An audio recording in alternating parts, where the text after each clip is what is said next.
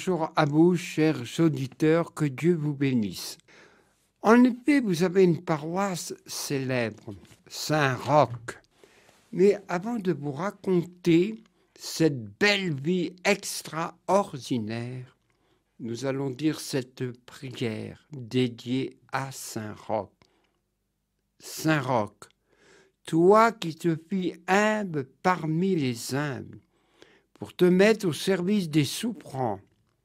Saint-Roch, toi qui es hier comme aujourd'hui, l'espérance dans le cœur des malades, la lumière pour qui cherche son chemin, la force pour qui se sent faible, l'ami de celui qui se sent seul.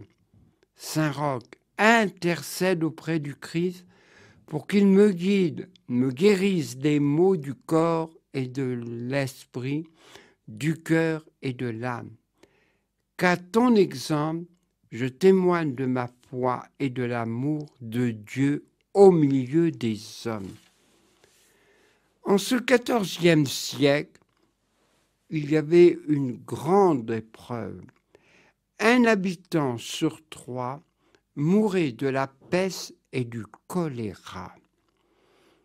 Et quelle triste époque! Il y avait en plus la fameuse guerre de 100 ans. Tout semblait mal, mais cependant, il y avait quelques personnes qui avaient l'espérance. Et à Montpellier, 2 braves gens, Jean-Roch de la Croix et sa tendre épouse Libéra, ils étaient assez âgés. Ils attendaient un heureux enfant. Et là, arriva ce que les hommes n'attendaient plus, ni les femmes, un enfant. Quand il naquit, Roch, alors on lui donna, on fut surpris, sur sa poitrine une croix. Il fut baptisé de aussitôt né, comme c'était la coutume. Et il grandissait. Sa mère, comme faisaient toutes les mères, elle lui apprenait la foi, la prière et tout. Et en plus, grand comme il était, dans la foi, il distribue. Sa mère allait voir les pauvres. Elle donnait du bon pain, des tas de choses. Et les pauvres y allaient. Et même lui disait, « Maman, il y a un petit garçon, il est grand comme moi, il a mal au bras. Maman, on ne peut pas l'inviter, celui-là, il n'a pas mangé. » Sa mère, toujours compatissante, écoutait son fils. Ah, quel bonheur nous avons, avoir attendu ce fils. Ah, il nous donne joie dans notre vieillesse. Et bien sûr, la misère augmentait. Mais les gens, Roch de la Croix était toujours à accueillir dans son château. Toutefois, une épreuve arriva. Le père mourut, mais avant de s'éteindre, il dit, « Mon fils, n'oublie pas ce que j'ai fait. Je veux que tu le fasses comme nous, comme moi et ta mère. » Et bien sûr, dans la paix de Dieu, il retourna vers le ciel. Toutefois, les mères sont un peu plus réalistes. « Mon garçon, il faut que tu étudies le droit et la médecine. » Il est vrai que Montpellier, au XIVe siècle, bien avant, était une des villes universitaires les plus avancées sur la médecine. Et bien sûr, il a pris les rudiments de la médecine. Et voilà qu'au bout de 6 mois, sa mère lui dit, « Écoute, mon garçon, je vais rejoindre ton père, je vais rejoindre le ciel. Plus rien m'attire. Mais n'oublie pas, mon fils, de donner comme ton père t'avait donné ce conseil, de aider les pauvres. » Et Roch, dès que ses deux parents partirent, alors il distribua tous les biens qui lui revenaient. Les pauvres disent « Ah, ses parents étaient de braves gens, mais lui, le piston, il nous donne tout. Tiens, j'ai de la vaisselle en argent. Eh bien, je pourrais la vendre. Et pendant 3 mois, je pourrais nourrir mes enfants, ma femme. Ah, qu'est-ce qu'ils sont bien braves. » Cependant, Roch avait connu par ses compagnons d'université, d'études. Il voulait aller être pèlerin romieux, comme se disait à l'époque, pèlerin pour aller cheminer vers Rome. Cependant, l'évêque reconnut cette vocation et on lui remit un bâton et un chapeau à grand rebord. Cela était pratique. Pourquoi? Parce que le grand rebord empêchait des grandes chaleurs ou aussi des pluies diluviennes. Et Roch partit avec son bâton. Cependant, ses compagnons d'études lui dirent « Hé, tu iras dire au grand Saint-Pierre qui nous protège. » Et Roch s'en alla. Il passa par Avignon, et là, les papes siégeaient à Avignon. Mais les gens entendaient parler et disaient « T'es pas au courant? Il paraît que le pape va nous quitter. Mais à qui on pourra vendre nos tissus et tout? C'est une catastrophe qui s'en va. Il pesait chaud, il pesait bien. Il n'y avait pas de guerre de tribus et tout. Qu'est-ce qu'ils ont comme idée? Et nous, on va être dans la ruine. » Cependant, Roch, en ayant passé Avignon, alla, traversa les chemins de terre, et le soir arrivé, dit « Eh, vous n'auriez pas un peu de pain? Oh, dis donc, toi, t'es jeune, tu pourrais travailler quand même, non? Espèce de peignant !» D'autres l'accueillaient bien. « Puis-je vous donner la main pour rentrer le poing? Allez, mon gars, tu vas manger et dormir avec nous, sinon les loups vont te dévorer. » Une autre fois, c'était des braves paysans. « Eh, dis donc, mon garçon, t'as tous les pieds ensanglantés. Allez, on va te mettre une huile d'olive, ça va te guérir et tout. » Et Roch, bien sûr, faisait chemin.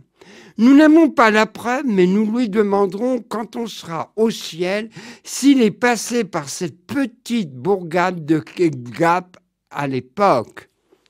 Aussi, il continua son chemin et alla à la péninsule italienne. Cependant, dans certaines villes, petites villes, moyennes, « Mais d'où vous allez de la sorte? Mais tu n'es pas au courant, jeune Français. » « Mais quoi? Mais quoi? » « Eh bien, nous sortons, il y a une épidémie de peste et de choléra. »« Allez, viens avec nous. »« Non, non, non, non. » Il alla voir passer un monastère. « Et pourriez-vous me donner le gîte? »« Mais mon pauvre garçon, tu es jeune, tu pourras coucher dans le fossé. Nous, on abrite ceux qui ont la peste et le choléra. »« Ah, mais je vais rester. »« Oh, bah si tu veux, demain on te verra plus. » Bon. Et là, bien sûr, dès le lendemain, il soigna ses peaux et tout. Mais les gens disaient, mais qui c'est ce jeune garçon qui risque sa vie? Et puis vous savez, ça ne se dit pas, mais j'y crois. Il a guéri certains d'entre nous. Ah, puis alors, il est doux et tout. Ah, c'est du plaisir de le voir. Dès qu'on le voit, on ne sent plus sa souffrance. Et l'épidémie resta pendant 2 ans. Et bien sûr, les gens, la plupart, retournèrent au ciel.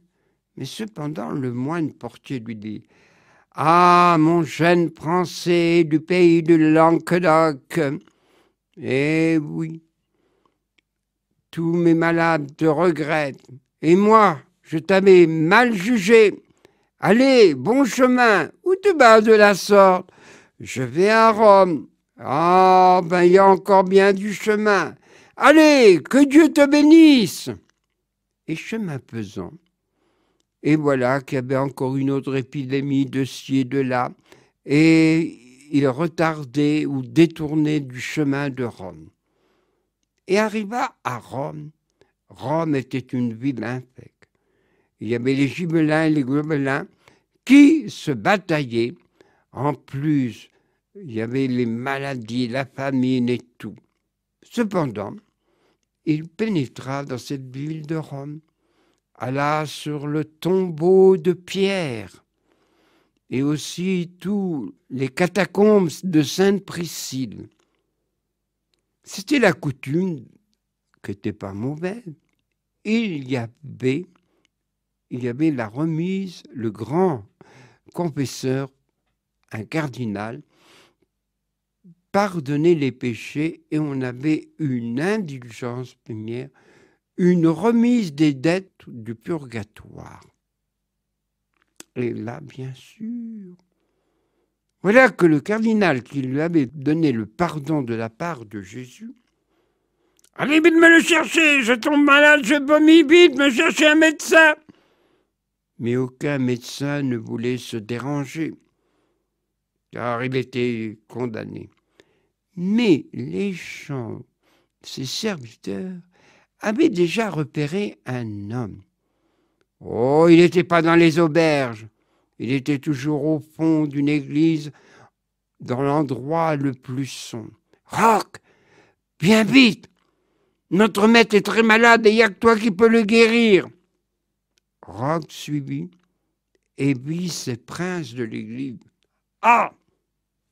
Et là, de sa présence, il le calma et passa une bonne nuit. Oh, je vais bien. Ce jeune Français, où est-il? Allez me chercher, je vais lui donner quelques écus. Mais lui, on ne le trouva pas. Il y resta quelques années à cette ville éternelle. Toutefois, une voix lui dit « Roch, il te faut retourner au pays de Languedoc. » Et il repartit. Mais en passant dans l'Italie du Nord, à Voghera, là, il tomba malade. Et il dut se cacher dans un bois. Il avait aussi attrapé la maladie de la peste. Mais Dieu intervint à sa manière. Tout d'un coup, il vit un chien. Wap, wap, wap, wap. Et il avait à sa gueule un bon pain croustillant. Oh Seigneur, les hommes m'ont oublié, mais toi tu as envoyé une de tes créatures, le fidèle chien. Cependant, le chien continuait d'aboyer. Wap, wap, wap. Et remuant de sa queue, lui fit comprendre qu'il y avait un petit ruisseau d'eau l'eau claire et naturelle passée. Ah oh, Seigneur, tu m'as donné le pain et l'eau. Béni sois-tu malgré les souffrances que je porte. Toutefois, le chien allait tous les jours et Godard, le Seigneur dit « Qu'est-ce que c'est que ce chien de voleur qui vole mon pain ?» Il le poursuivit à cheval, mais le chien continuait son chemin. « Et qu'est-ce que tu fais là encore à braconner dans mes terres ?» Mais Godard, le Seigneur, fut très impressionné. En effet, son regard, la colère de Godard baissa. Il lui dit « Mais qu'est-ce que tu fais là ?»« Eh bien, je prie le Seigneur. »« Ah bon ? Eh bien, dis-moi un peu. » Mais lui alla directement pour parler de Jésus. « Mais je n'ai jamais entendu parler de Jésus avec une tonne pervers. Et là, son cœur fut touché. Et lui dit, Roch, je vais être ton disciple. Non, non, non. Tu te feras pèlerin au mieux, mais je vais te donner une épreuve avant. Ce ne sera plus ton chien qui m'apportera le pain. Toi-même, tu iras faire l'aumône du pain. Et là, il y a là, comment, espèce de ventru, tu oses nous demander du pain alors que c'est toi qui nous taxes d'impôts? On est habitué, les impôts, c'est une maladie permanente. Et aussi, le soir rentrant, ah, je n'ai pas eu autant de bon pain que mon chien qui t'apportait chaque jour. Il y a juste un pain rassis. Et il lui dit, béni sois-tu, Seigneur. Nous avons l'eau claire et naturelle. Et le pain, remercions le Seigneur même quand on est dans l'épreuve. Et Godard fit son chemin, tandis que Roch fut guéri. Et bien sûr, il traversa de nouveau la péninsule italienne et revint dans son pays du Languedoc. Quelques années s'étaient passées. Eh, mon ami, chacune des provinces avait sa frontière et ses soldats qui veillaient les frontières. D'où tu viens, toi? Qu'est-ce que tu veux? Je suis pèlerin de Jésus. Mais dis donc, toi, tu parles bien le français. Oh, t'es un espion. À l'époque, le français était la langue diplomatique et il n'y avait que les nobles et les gens instruits qui connaissaient bien le français. Le soldat alla voir le seigneur du château et lui dit « J'ai rencontré un bougre, il sait parler le français. Foutez-moi-le en prison, sinon on va avoir encore des ennuis, puis je ne veux pas de vagues. » Un mot coutume d'aujourd'hui. Bon. Et là, bien sûr, Roch fut enfermé dans une prison dans le bas du château, humide, une paille peu changée. Et on lui donnait à manger le matin, le soir. Les cuelles de bois étaient vides. Sûrement que les rats devaient manger toute cette nourriture. Il y resta 5 ans. Mais la particularité, c'est qu'il ne se révoltait jamais. Et le geôlier, tout d'un coup, par un soir, entendit des chants. Mais comment se fait-il? Le Salve Regina, le Magnificat, le Te Deum. Mais qu'est-ce que c'est harmonieux! Alors d'habitude, mes prisonniers blasphèment, injurent, crient, vengeance et tout. Il alla voir. Et on n'ouvrait pas tous les jours la grille. Et qu'est-ce que tu veux, mon ami? Dis, il y a un prêtre là-haut. Je vais bientôt mourir. Je voudrais me confesser. Oh, si tu veux. Il monta vite les escaliers de pierre en spirale et arriva à la haute salle et il dit « Messieurs, j'ai vu un saint. J'ai vu un saint et il m'a fait voir sa poitrine sur lequel il y a la croix qui a grandi comme lui. Et vous, le Seigneur, vous êtes le frère de son père mort. » Et tout le monde voulut descendre. Jamais on ne descendait dans cette prison infecte. Et là, ils virent Roch, les yeux fermés, mais tout imbibé de lumière. Et Roch rejoint le Père, notre Père du ciel, entouré de vénération. Si bien que les braves gens se disent « Nous avons un saint chez nous !» Et depuis ce temps, Roch, à Montpellier, à Voghera, à Milan, dans plusieurs endroits de la péninsule italienne, Saint Roch est vénéré, même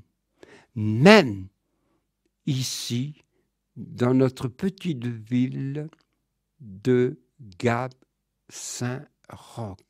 Et Saint-Roch est toujours vénéré. Et pour reconnaître Saint-Roch, il est très facile. Vous le voyez à la main tenant le bâton, le chien à ses pieds tenant une bonne miche de pain et sur sa tête un chapeau à grand rebord et sur une de sa cuisse une grande plaie. Voilà ce qu'est la vie de Saint Roch, qui est toujours vénéré, la preuve chez nous. Je vous redis cette prière car Saint Roch, toi qui te fis humble parmi les âmes pour te mettre au service des souffrants, Saint Roch, toi qui es, hier comme aujourd'hui, l'espérance dans le cœur des malades, la lumière pour qui cherche son chemin, la porte pour qui se sent faible, l'ami de celui qui se sent seul. Saint Roch intercède auprès du Christ pour qu'il me guide, me guérisse des maux du corps et de l'esprit, du cœur et de l'âme. Qu'à ton exemple, je témoigne de ma foi et de l'amour de Dieu au milieu des hommes. Merci, chers auditeurs, et que Dieu vous bénisse. Et on prie Saint Roch pour les maladies d'aujourd'hui. Et il y en a pas mal, ne serait-ce que le cancer. Voilà.